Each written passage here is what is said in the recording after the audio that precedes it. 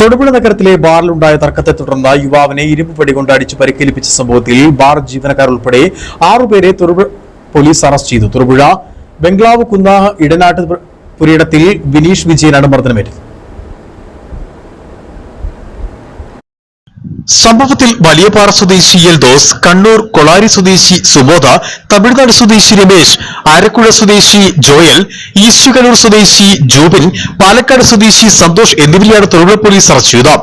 ചൊവ്വാഴ്ച രാത്രി 11:50 തൊടുപുഴ BSNL ഓഫീസിന് സമീപമുള്ള ബാറിലായിരുന്നു സംഭവം.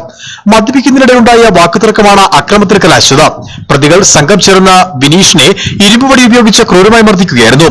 തലയ്ക്ക് ഗുരുതരമായി പരിക്കേറ്റ വിനീഷിനെ തൊടുപുഴയിലെ സ്വകാര്യ ആശുപത്രിയിൽ പ്രാഥമിക ചികിത്സയ്ക്ക് ശേഷം കോട്ടയം മെഡിക്കൽ കോളേജ് ആശുപത്രിയിലേക്ക് മാറ്റി. തൊടുപുഴ, വാഴക്കുളം എന്നിവിടങ്ങളിൽ നിന്നാണ് പ്രതികളെ പിടികൂടിയത്. കോടതിയിൽ ഹാജരാക്കിയ പ്രതികളെ റിമാൻഡ് ചെയ്തു. Idukki vision news, Thodupuzha.